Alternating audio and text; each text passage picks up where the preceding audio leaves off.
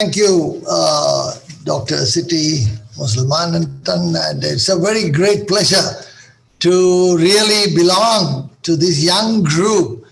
And I think at the age of 70, you look forward to reduce by even by one day younger. You will be always looking forward to be more healthy. And what is great about Professor Hardinsha is he puts all the efforts to put the young and the experienced together so that the experienced become younger and the younger become experienced. And this is something wonderful that Hardinsha always does this, and it's a great pleasure. But unfortunately, because of COVID, we are not able to meet personally. But however, it's a great webinar, and let me congratulate the organizers, especially the Indonesian, association, which is one of the most active adhering body of International Union of Nutrition Sciences and also International Union of Food Science and Technology. I have the unique opportunity to be the president and also vice president of these two organizations. So my both hands are full, but it doesn't matter. We will definitely show whatever we can do to the world. But let me use my time of 15 minutes to convey some important messages. And I want to focusedly say that I do recognize here the presence of Dr. Ansar and Ms. Charissa, who has been introducing us, Dr. Murli Krishna, Dr. Kumar Bhatia, Dr. Priya Arjun, Dr. Prajwal Shetty, Dr. Kamola, and a host of others. I remember most of the names. I think this is great coming home back to Indonesia. And I'm very sure this is something that iYoulead, Indonesia iYoulead, is a message. And the two Indonesian iYoulead t-shirts that I still have today, I wanted to wear it today, but then I didn't get it, so I could not wear it. But otherwise, I preserve it with great affection and love. Thank you very much for that love and affection. Let me start with a key point in the remaining 13 minutes that I want to cover the factor of sustainability in terms of food availability, number one, because without food, there is no nutrition. And if it is not sustainable, then nutrition cannot be sustainable. And also the immunity, which we are talking. And even though vaccine is coming, it is in the horizon. By the time it reaches my arm and your arm, it may be another 1 year. And there are so many hurdles still today. And therefore, the best way to protect ourselves in this pandemic is the wonderful God's gift of immunity. And therefore, today, everybody in the world is talking about nutrition. They didn't know what nutrition was earlier. They knew some vitamins, some fats, avoid fat, eat more protein, less carbohydrate. You'll get some vitamins, pop up a pill, and that's it. So therefore, today, everybody is talking about nutrition. So this is the right time that we are talking about immunity. And lastly, I will talk about traditional foods, which has a tremendous opportunity in a country like India, Indonesia, China, to a large extent, the Southeast Asian countries, the Mediterranean countries, the Central American countries, and the African countries, and the Latin American countries, who have got history of almost 2,000 to 3,000 years of traditional foods. And that's not a joke to carry something. Imagine your paper is referred 3,000 years later, how proud you are. So therefore, our great grandfathers and mothers have done a great job, and it's our job to understand it through modern scientific tools today and not prove it. I think it's very, very important.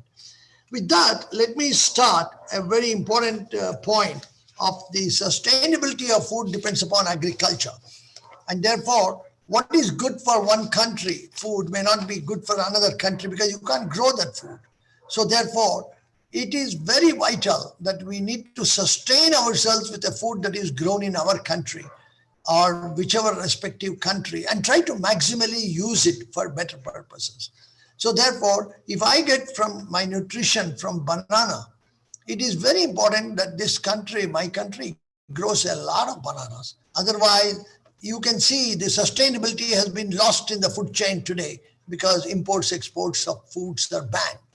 So therefore, local availability of food and local dishes based on food in terms of the agricultural products becomes a fundamental unit. And I cannot grow jasmine rice somewhere else let us say in Siberia. Why? Climate doesn't agree. The soil doesn't grow. Even if you grow jasmine rice in Siberia, it won't have the smell because it cannot manufacture 2-acetylpyrrolene. So therefore, the local food is the global solution. And we need to be very careful as nutritionists to plan that very effectively. Whatever we recommend, we need to keep that in mind. And therefore, when we talk about that, we also talk about productivity and production per acre.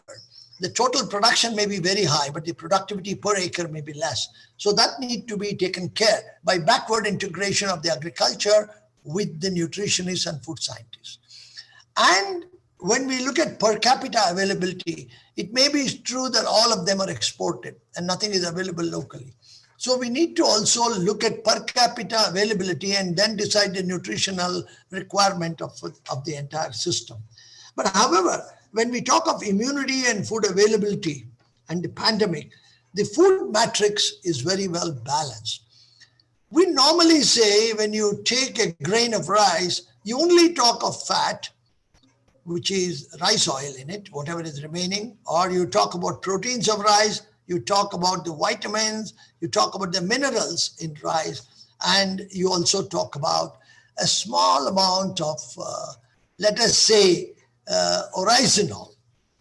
But today, it has become a very important point of the food immunity, food-related immunity, where that molecule, which we never worried about, it is becoming more important than the basic fine nutrients.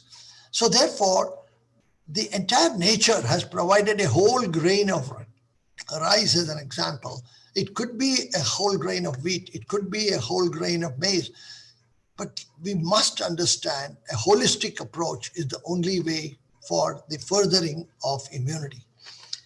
In that situation of sustainability, today we say take more vitamin D, more vitamin E, more vitamin C, iron, and also to a certain amount zinc, and top it up with plenty of ascorbic acid, as well as other boosters for iron like fumarate and many other situations.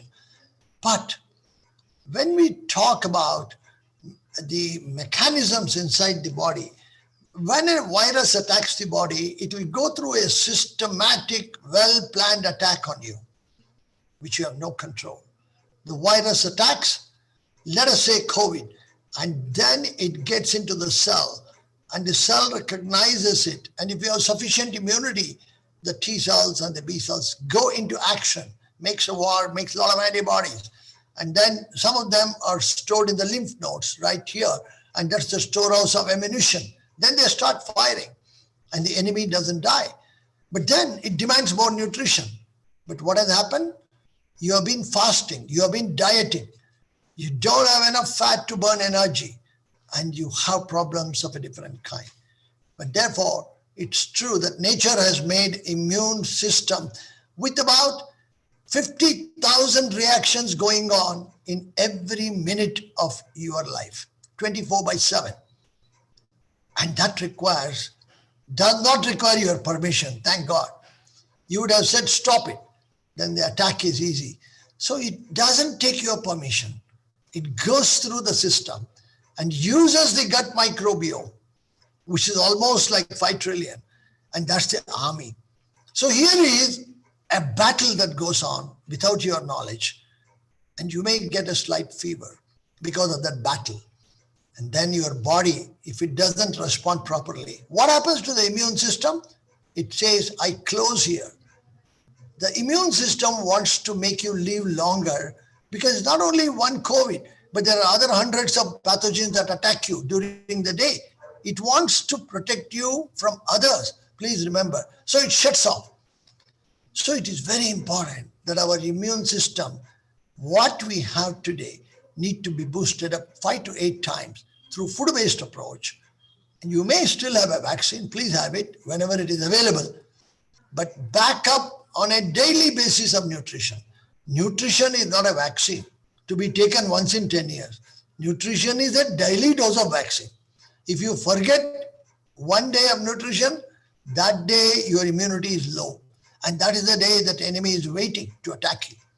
So therefore, the huge set of interactions that go in the immune cycle is going to take us forward in the world of pathogens, in the world of health, and also in the world of bioavailability of the system. But how do we make it really work through the system in a very prosperous way, especially in the way in which our system of looking at nutrition only from the point of proteins, carbohydrates, vitamins, minerals. Will it work? Will it not work? Do we have to change the RDA? Do we have to look at a different way of looking? And we need to really work on it from a holistic approach.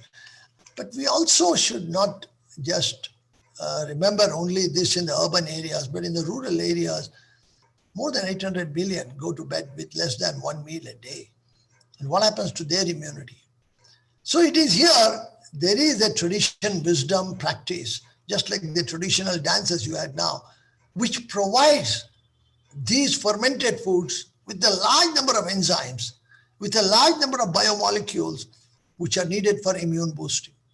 Your immunity is not just boosted by protein, carbohydrates, and fats, and vitamins and minerals. It is boosted by 100 other molecules. Just like sunlight and vitamin D, sunlight is not equal to vitamin D. Sunlight goes through about 14 different molecules, which provides the immunity, and then in the end gives you vitamin D. And therefore, it is important that the process and the pathway to immunity is more important for us than the final product, vitamin D. So if you take in vitamin D molecules through a tablet, it won't give you those 14 to 16 molecules. And therefore, your immune system says, I don't know what you are taking. Whereas if you expose yourself to the early morning sunlight for 20 minutes, you have that strength in you of immunity. And therefore, it's a great point of, I wanted to mention about the game changing by striking links between genes and gut bacteria. I'm very glad you have a seminar coming up in microbiome and gut health. And I will not touch too much on that, but I would like to say that the antibodies function like the nuclear weapon. Once it is exploding, you cannot control it. It will explode and take care of you. So therefore, how do we trigger that explosion in nutrition? By taking a colorful plate, by taking a holistic approach and not popping in tablet. Food-based approach of nutrition gives that. You can never have toxicity from food-based approach, but a capsule-based approach is needed for clinical intervention. But a normal, daily, healthy person needs food-based approach, which is very, very important. However much you can eat a food, it will never be toxic because why? You will not eat 20 pounds of food a day. It's difficult for you. Even then, it won't be toxic. Whereas when you take 50,000 units of vitamin D, and just because it is recommended on the TV, you will end up with a liver damage. And you will end up with a lot of other problems of throwing it out. And it gets stored in a number of organs. And the organ failure becomes rampant. Therefore, when we talk about all this, my last portion I would like to quickly go through in the next 3 minutes. Why is it that there is not so much understanding of nutrition at this level? And only because of COVID, we have started talking about immunity and nutrition. And all these days, the automatic immunity that is working in the body was not respected.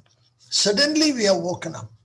So therefore, it is a must that the chemistry knowledge for nutrition is very important. To a large extent, this is missing in the world, around the world, both for medical doctors, nutritionists. It's not their fault. It is the capacity building fault. So I would like Professor Hardincha is a leader in the world in capacity building, that we must have hardcore chemistry, a dose of chemistry, a high dose of chemistry to the nutritionists, to the young nutritionists, to understand the biological processes. then it will be much worthwhile, along with other things that they learn with their hard work. And it also requires the meaning of the term technology. The technology is not just whatever we do in half a kilogram becomes a technology. Technology is scale up. Technology is a large amount of production. So what nutrition is observed is not technology. Technology has to be handed over to food scientists or food engineers and food technologists, and then it becomes a linkage. There is a lot of void in this world between nutritionists and food technologists. And that void has to be built up. Probably Indonesia is the only country which has food and nutrition as an adhering body. They call it together. So I think it is very important that food science, food technology, and nutrition should be bridged and not separated out as two different entities. Without food, there is no nutrition. Without technology, there is no scale up. And without science, both of them will not be possible to do.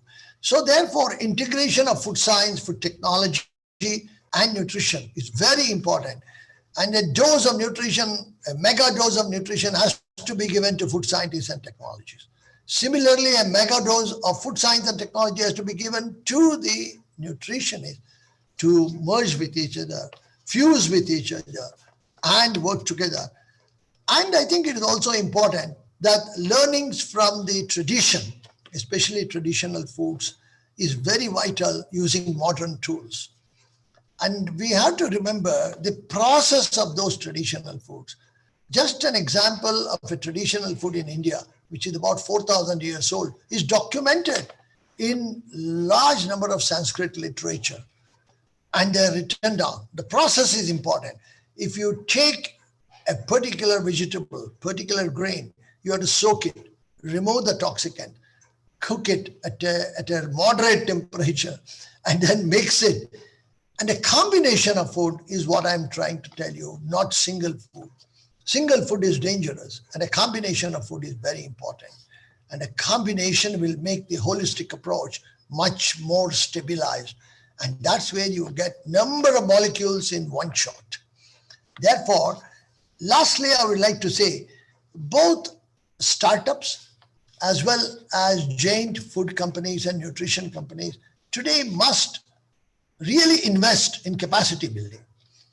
And if these companies don't do that, just the government cannot do capacity building, because who will get the benefit ultimately? It's the big industries who will really gain the benefit of the training. Therefore, the relevance or logic of cash burning or valuation-driven business models has to be nurtured by the big companies, by the big giants, and that's where small startups will survive. And therefore, each one of you, according to me, is going to be a tomorrow's CEO if you go out of academics. But we also require good teachers like Hardinsia. Please also consider 50% of the entire population of the youngsters to be in the academics and don't leave academics. If you leave academics, we won't have Hardinsias of tomorrow. And it is very important to be a good teacher, and therefore, please continue this activity. And it is very important for us to look at a holistic approach of ecosystem and the history of entrepreneurship in Indonesia, which I really appreciate the youngsters running all around. And whether it is an international conference, I see a number of youngsters coming from Indonesia, and we are very proud of them. Tomorrow's nutrition, tomorrow's food science is very safe in Indonesia, like many other countries. But what makes a difference is the leadership. And that leadership is provided by the experience. And today, I'm very proud to address this gathering. I know I should have come last week, but there was a clash of program. Thank you very much, Hardinsia, for accommodating me today. And it's my great pleasure to take a couple of questions if it is there, and try to see that whatever best we can do. But I'll certainly attend your last program next week, and it'll be my pleasure to be a part of this. And please, my talk doesn't end up here. And continuously you have my email address. You can be in touch with me, and I will put you in touch with IUFoST, IUNS, and let us work together as a very strong unit. And all the best. And thank you, CT, for introducing me. Wonderful. Namaskar. All the best. Thank you. Um, okay. Good afternoon, all the participants of the second ISFAN, and today I would like to share about the vitamin D consumptions among pregnant women during this pandemic, and why is it important that we mentions about the vitamin D. And the last session with Dr. Prakash, he already mentions about the vitamin D and etc. How the nutritions can affect our immune system. Vitamin D, we already know that known as a sunshine vitamin. Why the vitamin D known as sunshine vitamin? Because we normally get vitamin D through exposure of our skin to the sun with the UVB wavelengths. That UVB provide the energy to skin needs to make our vitamin D, and yet still can burn the skin and increase the damage that leads to cancer as well. So I want to suggest that to all people that you want to get vitamin D from the sunshine, and you have to uh, um, make a concern about the how time and how long that you can be exposed from the sunshines at the times.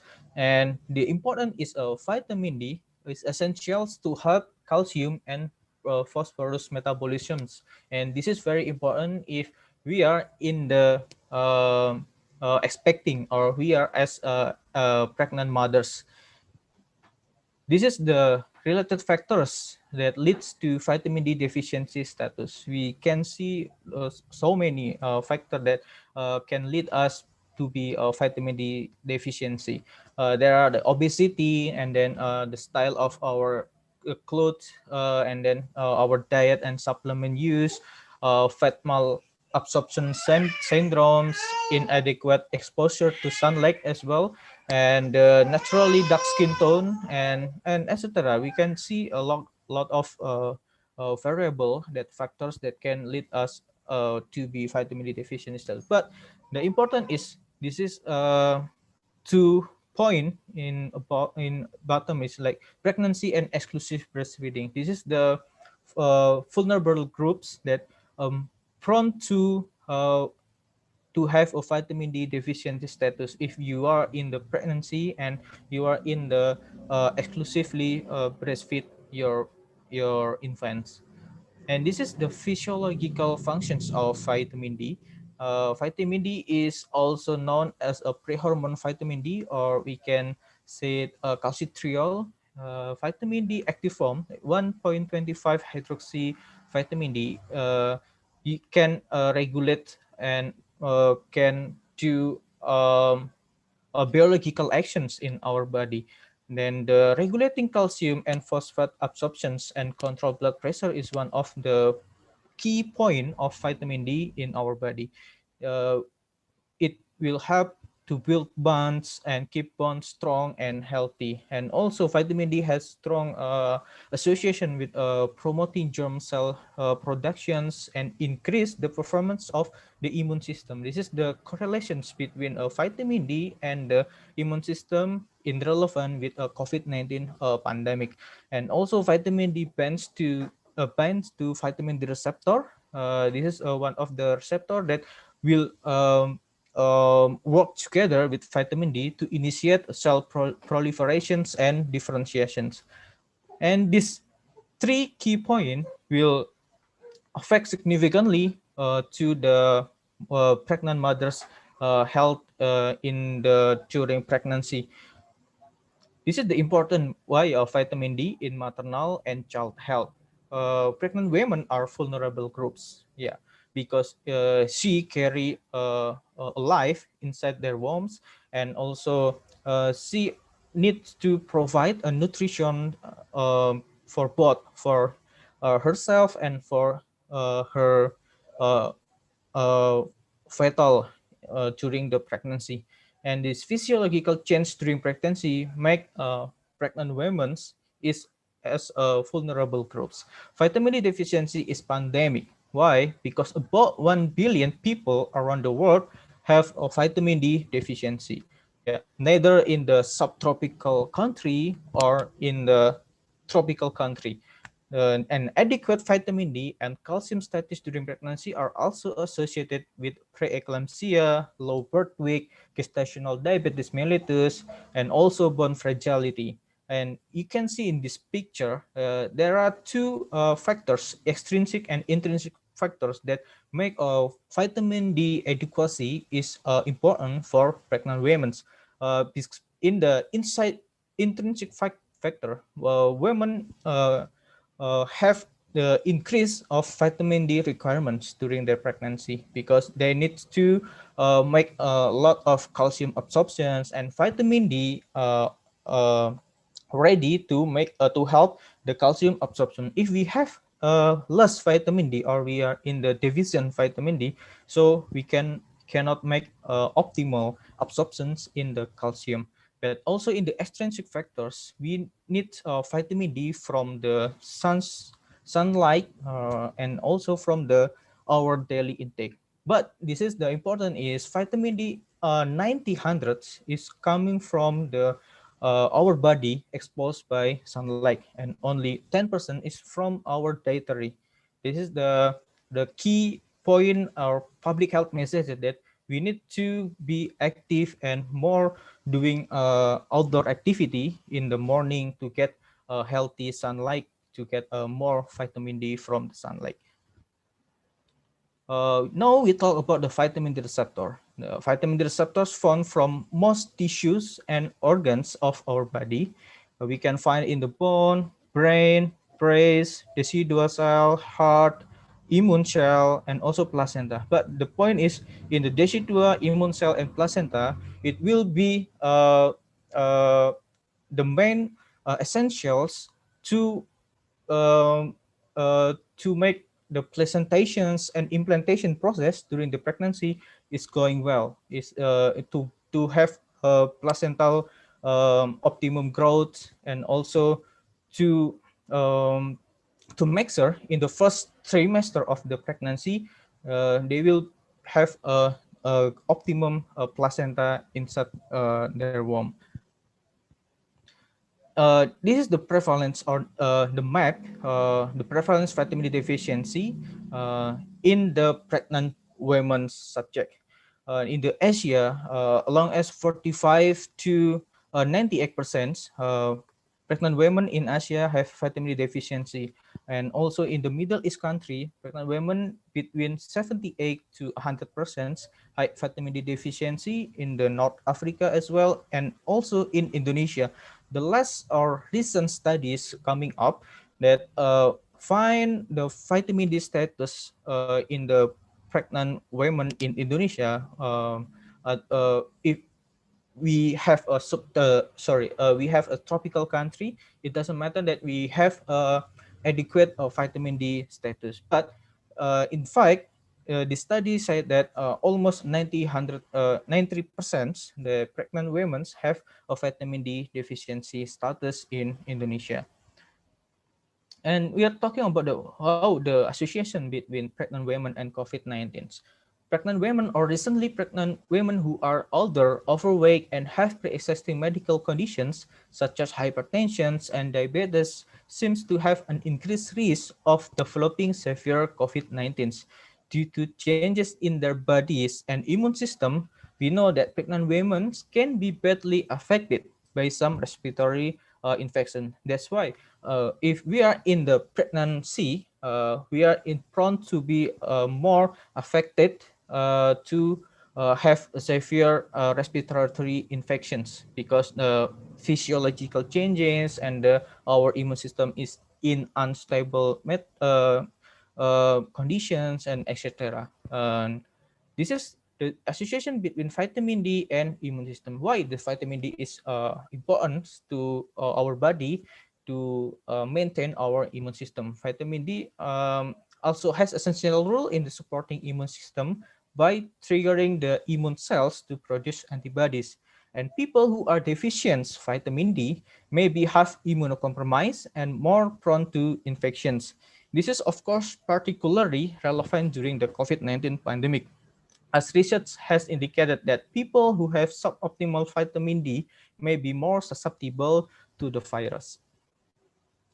And this is the picture that tell us about the how vitamin D deficiency and related consequences on main comorbid conditions of COVID-19 infections.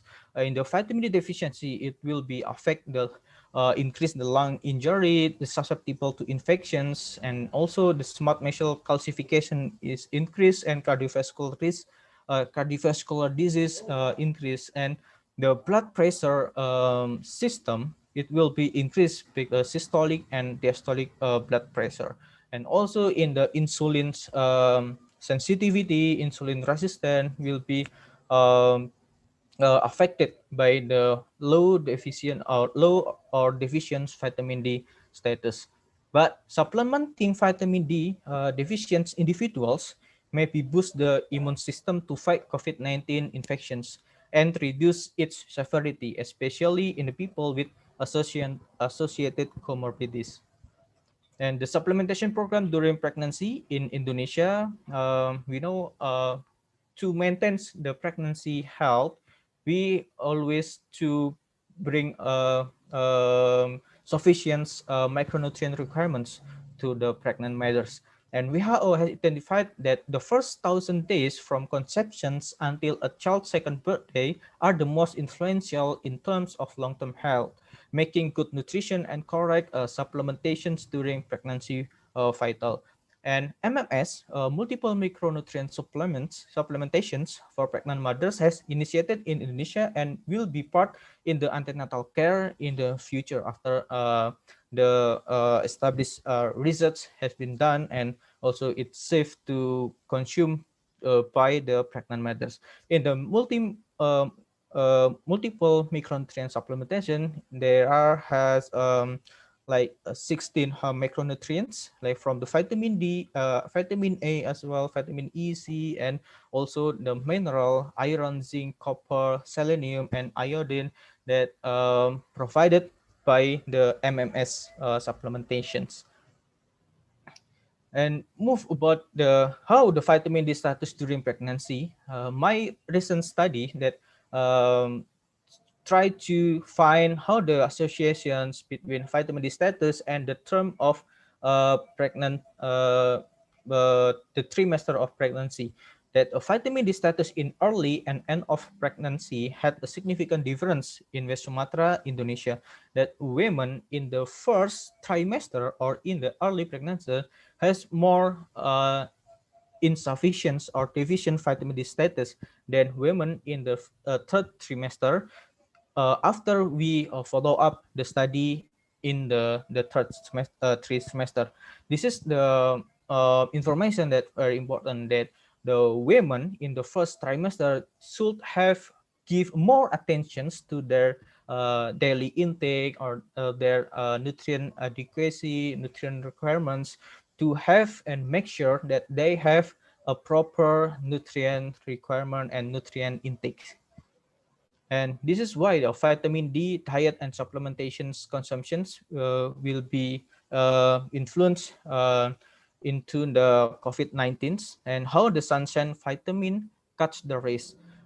In the result from the Raharasun and et al. That 780 Indonesian patients with confirmed COVID-19, the 98.9% has deficient vitamin D status. And this is interesting result that we can to learn about this, and also how the our diet can improve our status of vitamin D. There are some foods that provide vitamin D, like the red meats, eggs, oily fish, and liver. However, randomized controlled trials are warrants to investigate the role of vitamin supplementations on COVID-19 outcomes and to establish the underlying mechanism. Conclusion of my talk today is we still not find any medications to prevent and cure COVID-19. Instead of our adherence to health protocols to wear masks, washing our hands frequently, and keep physical distancing in every times we and then maintain our healthy fitness is a must to have a strong immune system. Maintain vitamin D adequacy during pregnancy, especially in the early pregnancy, and also daily vitamin D requirements could be considered for mothers during pregnancy. And multiple micronutrient supplementation is one of the global action strategy to improve pregnancy health that can answer the questions of our recent problems about how to fulfill and maintain the nutrient intake for the pregnant women in Indonesia. Okay, thank you very much. This is that's all my talk today, and I will give it back to the moderator, Mr. Ansar. So, right. So, welcome everyone to this session. Let me introduce myself again. My name is Zhi Ling. You can call me Jolene Lee. All right. So, thank you so much, Ansar, for the introduction. And I'm really glad that I'm invited to share in this session. So today's topic is going to be about nutrition practice at home during pandemic. So this topic is actually quite, I would say, a heads up to everyone. This topic is more towards sharing, experience sharing rather than a very research oriented or academic oriented kind of presentation. Okay, so whenever we talk about nutrition practice at home during pandemic, it is actually we are going to go back to those basic principles like consuming more fruits and vegetables, eat balanced meal in moderate amount, variety of foods, limit fats, sugar, salt, and stay active. But all this information is a very good guideline. Don't get me wrong. It's a very, very good guideline there to help us to establish our healthy lifestyle. But is it applicable? Is it easier to apply in our daily lifestyle when we talk about having good nutrition practice at home during pandemic? So with all these distractions and restrictions going on during this pandemic season, so how? We need to go back to this question. How are we going to translate all these general tips into an easier action that we can deliver to public and also to our clients maybe, right? So have to ask how. So in this sharing session that I'm going to proceed today, it's going to be more towards kind of discussion rather than giving you statement or research-based scientific evidence. This is more towards my experience or my friends' experience during pandemic. So let's see what are we going to talk about today. So how are we going to talk about is that we are going to talk about the challenges that we faced during pandemic, challenges in practicing good nutrition practice at home. So the first challenge that we have here is messed up schedule. I believe all of us experienced this during this pandemic. So messed up schedule including eating schedule, yeah, messed up eating schedule, working schedule, or even sleeping schedule. So because most of the time during pandemic, we need to work from home.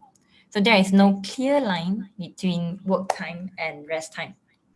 So this kind of situation might lead you to delaying your food intake, like for example, delaying your lunch and delay your dinner too. So this kind of messed up schedule might also accidentally, subconsciously help us to increase our calories intake, might lead us to have more calories intake throughout the day. So how are you going to produce, how are we going to improve this situation, address the challenges, which is to set up routine. yeah, this is very general kind of suggestion, but setting up routine can actually help you to establish the habits. But while having this routine with you, you can actually free up your mental space to make decision, right? So if you are a morning person, you can go for morning routine. If you are a night owl, then you can go for evening routine. So just pick whatever you want, but set up a routine for yourself so that you know when, how, and what to do, so that your body anticipate this action that you want to do. Like for example, you want to exercise. So only then your body will start to know, oh, okay, this is going to be a routine, and it provides and encourage behavioral automaticity. So you automatically, subconsciously go on with this routine. Okay, so all this routine can also help you to rebuild your eating habits too. So not only you, because as a nutritionist, we do also get off track once in a while, and especially during this pandemic season, pandemic, because it is really difficult for us to sometimes stay at home all day, and sometimes people with family still need to juggle between family life and also working life. So rebuilding eating habits is also another way to help you to establish your schedule. All right. So another solution is to leave working desk during lunch or dinner hour, because we tend to have this habit where when we are working from home, we tend to have this habit to work all day, and the laptop is there. It's very easy for us to just open up the laptop and continue to work, even during lunch hour or during our dinner hour. So try to allocate 1 hour or maybe at least half an hour a day, just to enjoy your lunch in a specific space that you have in your home, not on your working desk, and try not to work in your on your dining table too. So try to separate that. All right. So of course, you can also utilize your food delivery service that you have in your country. This is I would say this could be your last option if you are trying to save up money. This might burn a hole in your pocket lah. But of course, food delivery service can help you to stay on time, to continue to have eating schedule with proper eating schedule. Okay. So moving to second challenges that we might be having is snacking all day long. So I'm pretty sure all of us experience this, which is we have these biscuits or pastry or sweet food sitting in our pantry, and we tend to snack and munch all day due to boredom, anxiety, stress, and all these visual cues of having these good sweet food, sweet snacks sitting in your pantry actually increase snacking behavior and ends up, of course, with extra calories. So how can we switch these to a better behavior, or better eating habits, is to, of course, stick to structured meal plan. So structured meal plan is to provide a reference for you. It's not for you to follow it in a very rigid way, because this is not healthy too. So you have a structured meal plan to guide you what to eat for lunch or dinner or maybe breakfast, so that you can feel full after your main meal, and it might decrease your chance of snacking. But you can go back to this root problem, which is the environmental modifications. That means you can try to eliminate all these snacks in your house, so that you can reduce all these visual cues, because we are human. So if you have a pack of maybe Oreo, or a pack of sweet food or keropok sitting in your pantry, you are going to eat it, because this is how we behave naturally. So you can go back to the root problem, which is to not buying these things at all, so that you have no visual cues, so no snacking. All right. And of course, one of the way to help you to reduce snacking is to ask yourself before you have the urge to snack, what am I really feeding to yourself? Are you feeding your hunger, or you are actually feeding emotional hunger? So are you bored? Are you just bored, or you are feeling stressed? You want to have food to comfort yourself? So pause 1 to 2 or maybe just 10 seconds to ask yourself this question, so that you can actually identify which snack, or maybe you need more nutritious food after this or not. All right. So going on with these third challenges that me and my friends faced in the early days of lockdown, which is low fresh produce availability. So I believe some of you might also experience this because of lockdown, or because of panic buying of the public, and or just simply to limit visits to grocery store to reduce exposure. So this is actually quite frustrating, because with low fresh produce availability, you are not able to have good nutrition food throughout your maybe quarantine period, if you are having self quarantine. So we all know that fresh produce provides the best nutrients for you. So how can we do that? How can we address this challenge? This can be addressed by buying fresh food that lasts longer. Okay, so try not to go for at this moment. I mean, at this period, maybe you can try to go for roots vegetables or vegetables that can last longer, like cauliflower, cabbage, and celery, and less green leafy vegetables, because we all know that green leafy vegetables are always more perishable than cauliflower, cabbage, and celery. Or you can go for apples, oranges, and onions, ginger, and garlic. All these vegetables are very good in introducing flavor to your meals too. So you can try to focus on all these foods rather than buying some perishable one. But if you have a good food availability, then you can go on with any fresh produce that you want to get. All right. And of course, another thing is fully utilize your freezer. Right. We have this technology with us. So try to fully utilize this. We can freeze our pre-cooked vegetables like broccoli, beans, and carrots. So always go for vegetables with low water content if you want to freeze your vegetables. Because high. Jolene, you have 3 minutes left. All right, sure. So, and going on, you can also freeze your fruits like banana, berries, and pineapple. Since we are Southeast Asian, we are in Southeast Asia, so we definitely have lots of banana and pineapple and mango. So these fruits are very good to be frozen and eat it later. And of course, you can go and buy canned food because sometimes people will think that canned food is not healthy for us.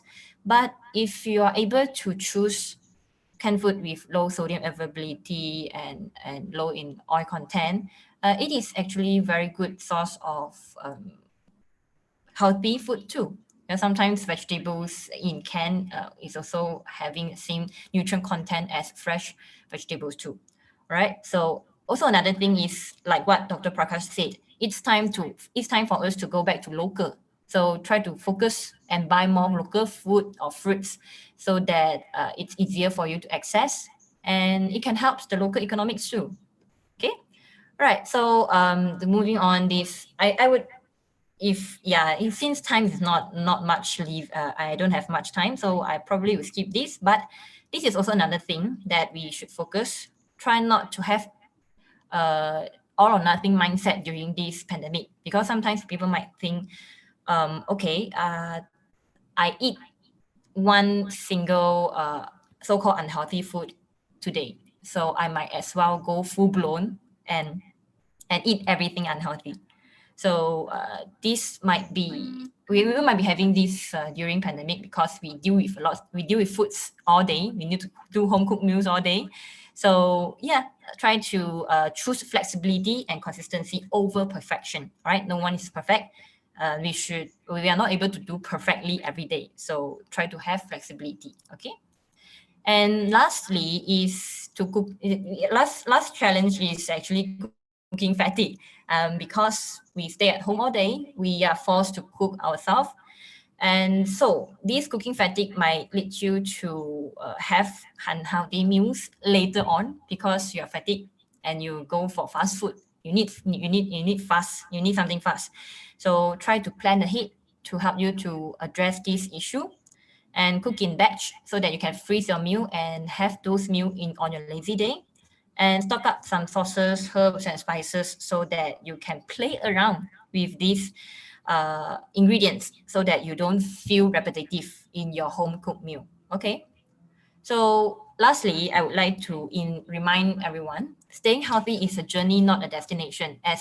And being a nutritionist, and I believe that all of us are nutritionists here, or maybe someone from food science, we have that knowledge with us.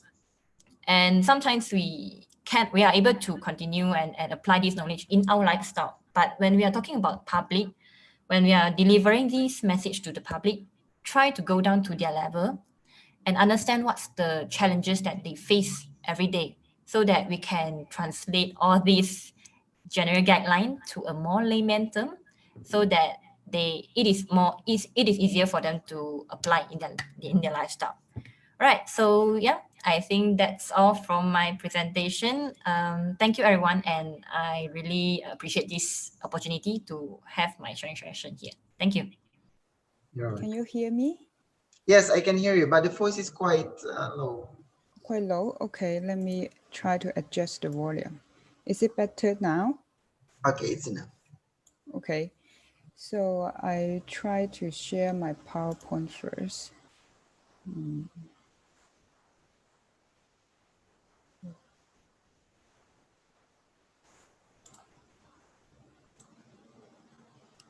All right. So good afternoon, everyone, and I'm really honored to be able to speak on this topic, and thank you for the organizers and for inviting me, and in particular, Professor Hadish. And so today I'm going to talk about the topic on update on online nutrition education during the pandemic. I will try to pull out some of the current evidence and show you some examples of online nutrition educations. So the COVID-19 pandemic has impact on every aspect of our lives. The infection control and prevention measures such as lockdown, physical distancing requirements has created a lot of challenges to our life. And some of this challenge has been shared by Jolene earlier, and I won't go into details. But I want to highlight because of the physical distancing measures, a lot of people have limited access to health services, including nutrition services. So in Chinese, we have a saying that crisis creates opportunity. So there's a lot of reports of people cooking more than often before the pandemic and having more family meals than before. In addition, as people become more health conscious due to the fear of contacting the virus, there is an opportunity for nutrition education to advocate for nutrition quality and access to healthy food for all. And with the advancement in digital technologies in the past few decades, health education is shifting to the online mode. The commonly used synonyms for online health education include web-based health education, e-health, m-health, etc. And the technologies include websites, mobile apps, social media, virtual reality, and the most recent ones are artificial intelligence and robots. All these digital technologies change the way we deliver nutrition education. According to the finding of the recent study conducted by the Data Bridge Market Research Market Analysis Study, it is expected there will be an exponential growth in the global e-market in the next decade. But as a health professional, we have to be skeptical and always check if these products are credential and evidence-based. Therefore, it is important to keep up with the current evidence. We all know that research takes time to produce evidence. There has been emergent evidence supporting the efficacy of online health interventions that involve nutrition education. Here, I've drawn the major findings of several recent systematic reviews. For mothers and infants in lower middle income countries, a review conducted by Lee and colleagues suggests that the prenatal interventions using SMS or cell phone in comparison to routine care has improved breastfeeding weight. And for adults with cancer, a review suggests that about half of the technology-supported self-guided nutrition and physical activity intervention studies assess dietary behavior. However, among the 7 studies, only 2 report a significant short-term benefits on diet quality or fruit or vegetable intake. And for obese patients, a review suggests around half of the technology-based interventions has found a significant effect on weight loss. And as for in adolescents, more than half of the technology-based interventions found significant improvements in their health-promoting behaviors. For the rest of the presentations, I will highlight some examples of the recent e-health education programs that involve nutrition education.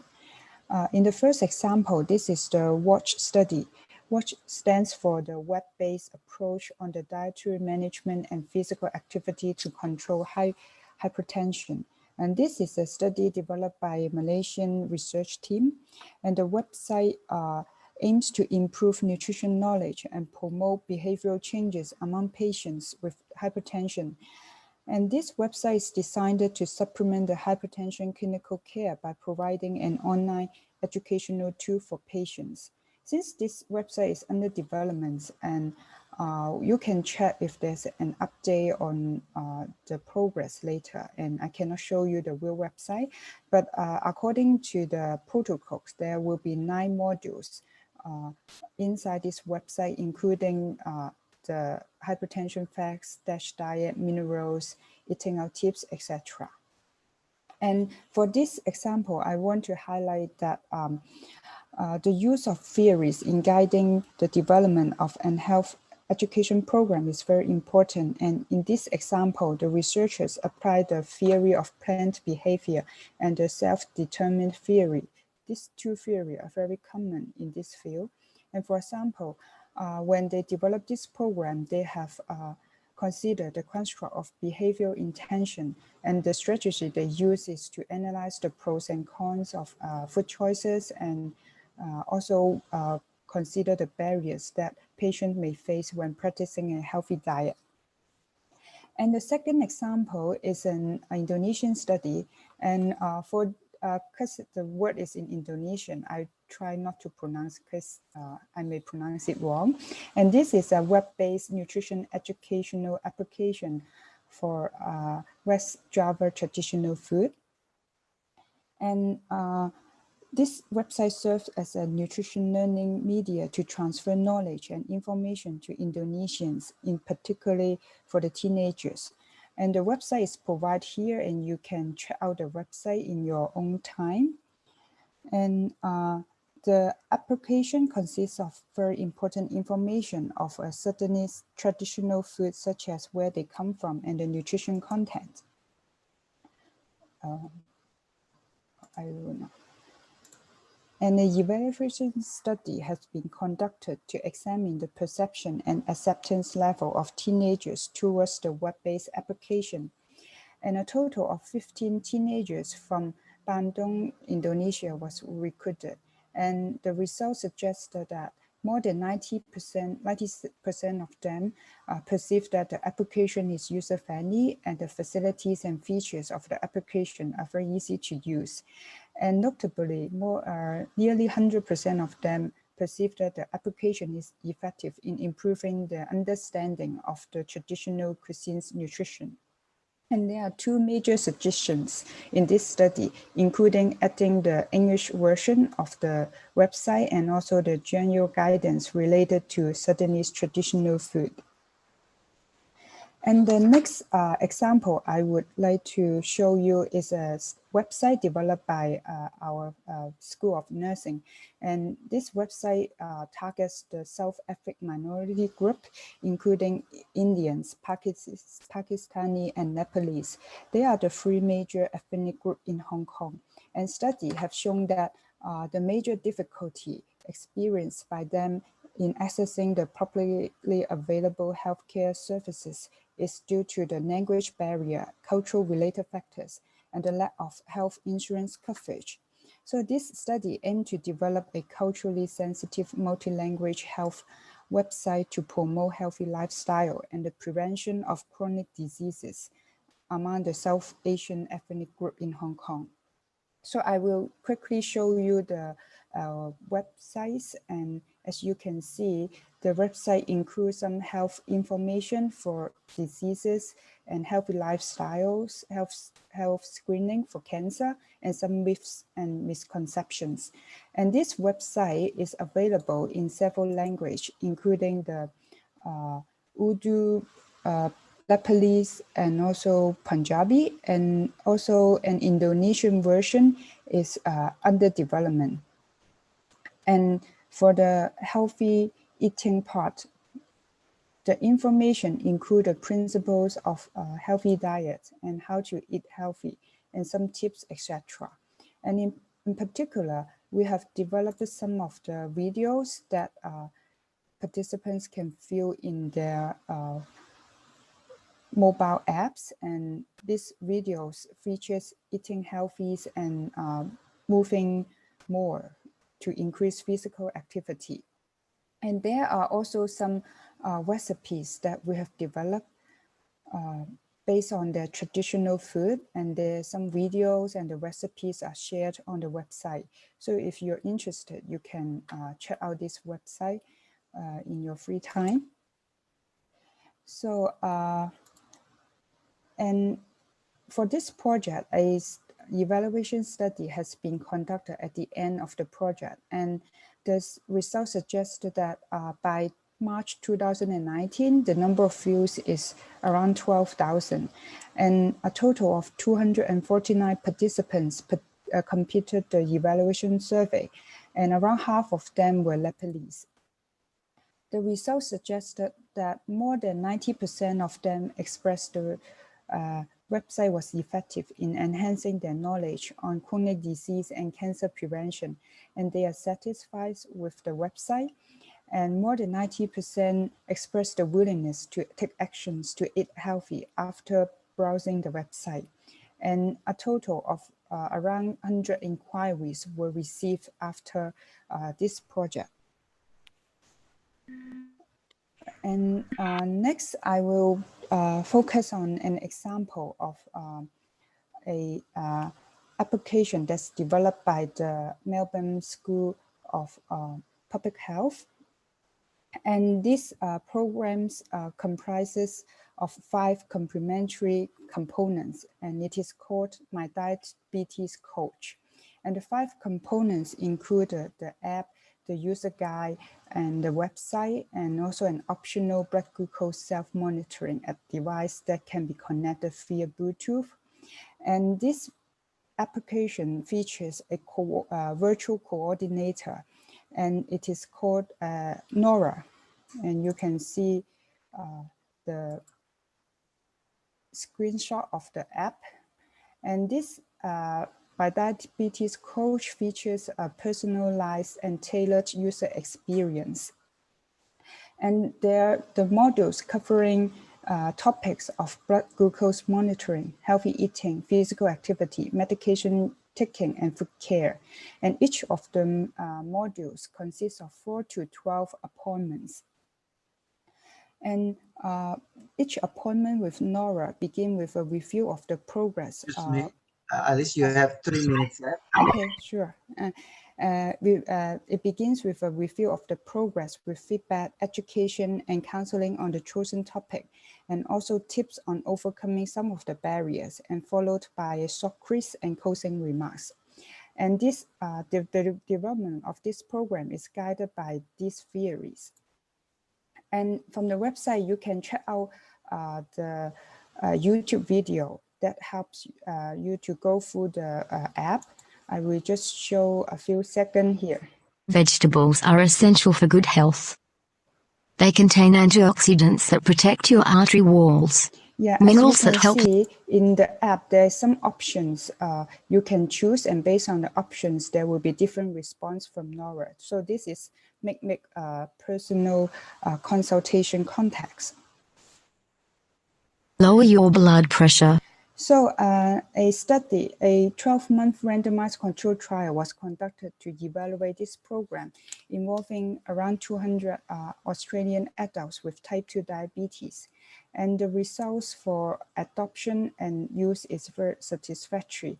And around 92 over 93 users completed around 2,000 checks with LoRa. And the average duration is 243 minutes over the 12 months. Regarding the effectiveness, at the end of the 12 months, there's significant improvement in the health-related quality of life in the intervention arm. However, the HbA1c result was not significant, and the authors has explained that this is likely due to the relatively low baseline HbA1c level and also declining program use over time. And lastly, I would like to summarize on the benefits and challenges of online health educations. And as internet has a deep penetration to our world, so the likely benefit is this all the interventions are widely accessible in a low cost-effective manner. Also, the new technologies enhance efficiency, which allows faster and more efficient recording of data related to dietary intake and also the analysis in real time. However, there's a few challenges need to overcome as reported by the researchers. The first one is the how to build trust between virtual reality and also the real person. And the second one is user engagement, especially in the long time. Most studies have a high user engagement at the beginning, but then the engagement will gradually drop. And lastly is technical issues such as the speed of internet connection or the how to password system. And finally, I would like to just emphasize that it's important as a researcher or health professional to keep up with the evidence. And there's a guideline, a lot of nutrition guidelines that have been issued by the health authorities or some NGOs. This paper has summarized 13 guidelines, including the WHO guideline or UNICEF guidelines, and it may be of interest to you. And also, it is important to participate in this kind of web-based conferences and webinar to get to know the most recent and cutting-edge evidence on the online educations. And so this is the end of my presentation. Thank you all and hope you stay healthy. I hope you are not seeing my notes. Is it correct, Ansar? Yes, yes. All right. So pleasant afternoon, everyone. So I am privileged to share with you the voluntary actions on nutrition and food done by various groups and individuals in the Philippines. And so indeed, COVID-19 shocked the world, and in the Philippines, it felt like the world was on a standstill as the country was placed under a massive lockdown. Metro Manila, just like other cities in the world, was placed under a 1-month lockdown from March 15 to April 14, 2020. And at that time, all kinds of transportation to and from Manila were suspended. Only essential services and goods were allowed, such as the supermarkets, the public markets, and also pharmacies were open at the time. So movement was very restricted. But thereafter, varying levels of community quarantine are implemented in different parts of the country, with local governments having the authority to impose local community quarantine. At present, the movement remains restricted and at-risk groups are still prohibited to certain public spaces. And to exacerbate the burden of the pandemic, two super typhoons, two consecutive super typhoons exacerbated or devastated the Luzon island of the Philippines, causing massive flooding and devastation of properties in certain parts of the Bicol region, Cagayan Valley, and Metro Manila. So the country needed to simultaneously respond to the threat of COVID-19 and the disasters. By the way, the two typhoons, Typhoon Rolly and Typhoon Ulysses, were just a week apart, and they both happened in November. So that's just last month. Okay. So the gravity of the situation calls for the strong bayanihan, or the spirit of group work among Filipinos. So in this brief presentation, I will share with you the voluntary activities initiated by faculty members, students, social civic groups, and private individuals. So as you can see in the picture here, this is a common illustration that we use to depict the culture of bayanihan here in the Philippines. Let's start off with the efforts from the faculty members of the nutrition of the Department of Food Science and Nutrition at the College of Home Economics at the University of the Philippines in Diliman. In April, we launched Padayon ND. So as the national university, the University of the Philippines is mandated to lead as a public service university by providing various forms of community, public, and volunteer services. So Padayon ND was launched in response to the university's call to provide services during the pandemic. So this is a screenshot from our Facebook page. Okay. Currently, we are in collaboration with the nutrition department, the dietary department of the University Health Service, because when the remote learning opened in August, we had to stop for a while, and so we needed to find another department to look after the consultations. So the purpose of the online consultation, okay, is to basically provide nutrition counseling services to people who needed to go to hospitals, but then it was difficult to go out because of the lockdown, the restrictions in movement, and also the threat of COVID-19 going to hospitals. So, Padayon ND usually or received inquiries from diabetic patients and kidney patients, as well as hypertensive patients. Aside from the online consultation services, Padayon ND also produced nutrition education materials. So we used the online platform to disseminate information about food and nutrition in the time of pandemic, in the time of COVID-19. So we released a series of nutrition education materials. We have meal planning, meal management series, like recipes using relief goods. Usually these are canned foods, and food sources of nutrients that are will enhance immune system. We also have nutrition education materials for the different groups, like the elderly, as you can see in these screenshots here.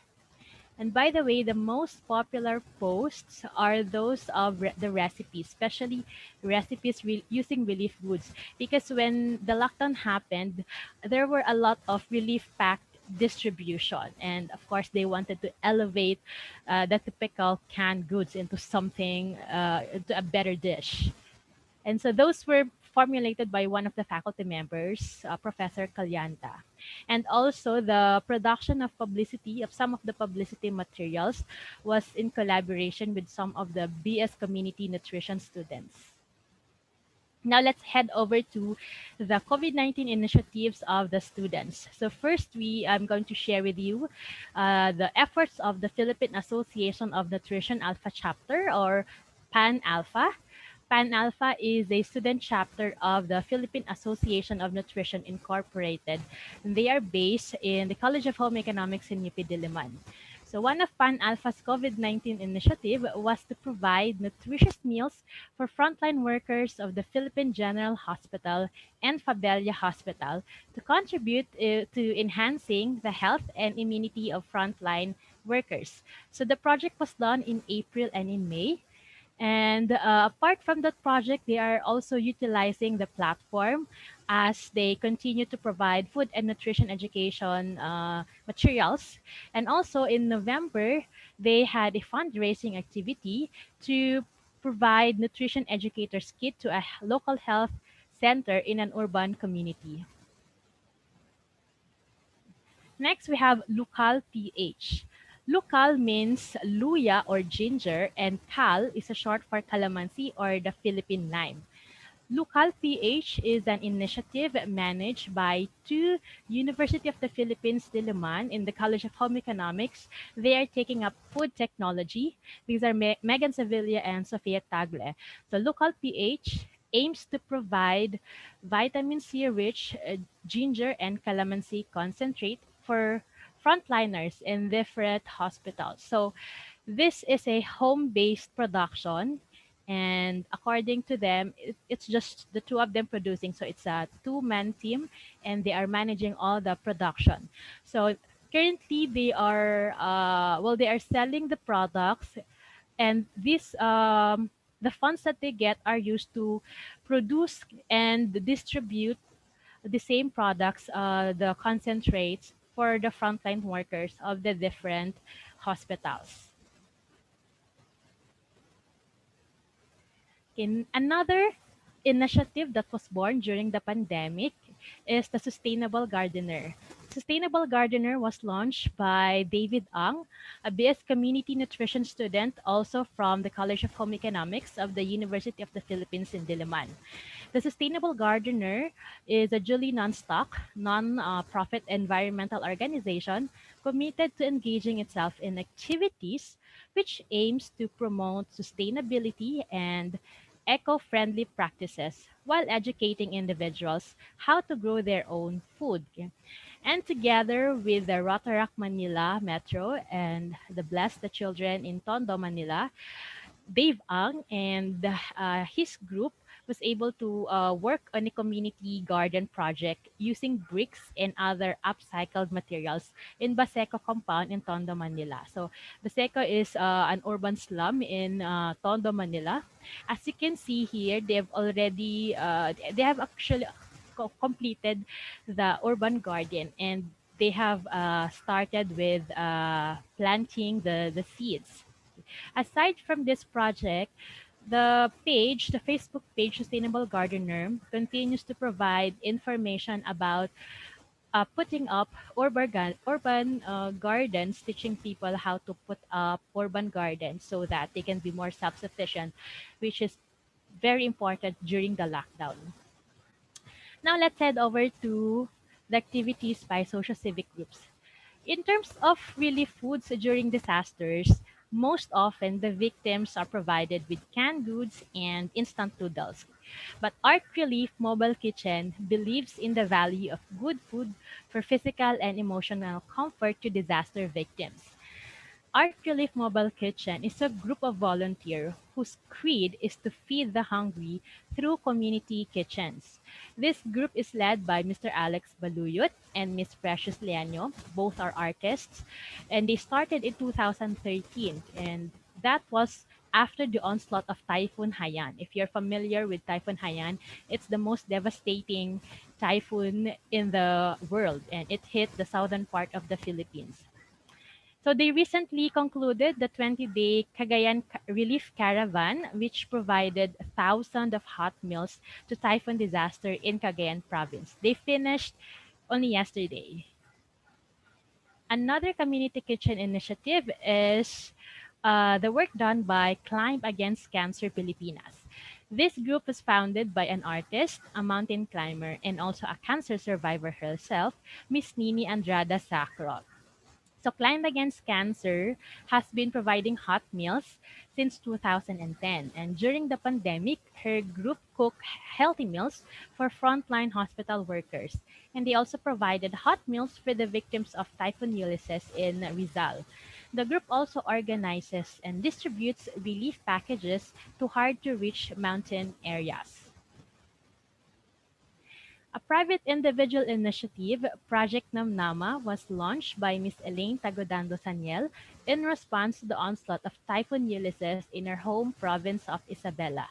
The initiative was sponsored by private individuals and the Voluntary Services Overseas, or VSO.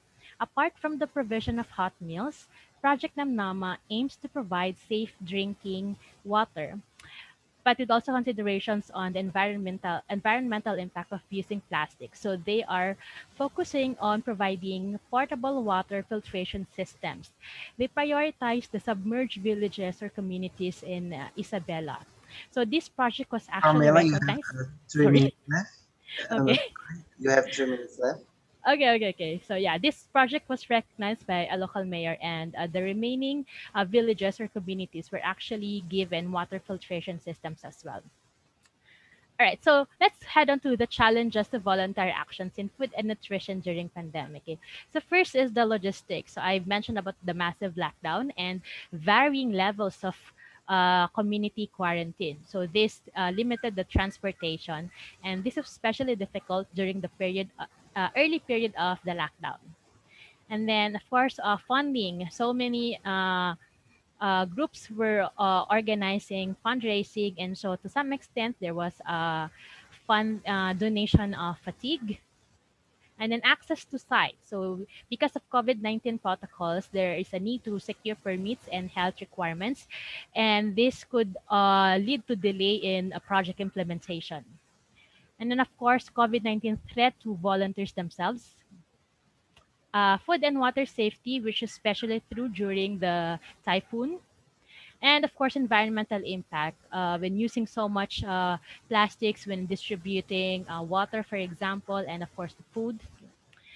But let's look at also the opportunities for voluntary action. So here we can see the mobilization of the youth, because the youth are so much passionate, they're talented and service driven and creative. So we can really mobilize the youth to do more voluntary activities.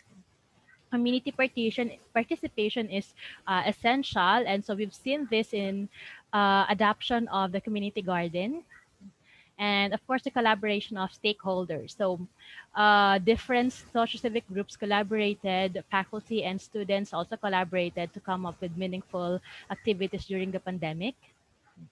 And of course, because of social distancing, online platform was really useful. So this was useful in publicizing advocacies and mobilization of volunteers and generation of funding. And lastly, you have to engage the engagements of students in community-based volunteer initiatives. As a faculty, as a teacher, I really believe that there should be a way to incorporate voluntary activities or awareness or volunteer awareness among students in our curriculum. So to end my sharing on voluntary activities in the Philippines, I will leave you with this quote from Helen Keller, which aptly describes volunteerism. Alone we can do so little, but together we can do so much. Again, good afternoon, and may the spirit of volunteerism be with us all. Thank you.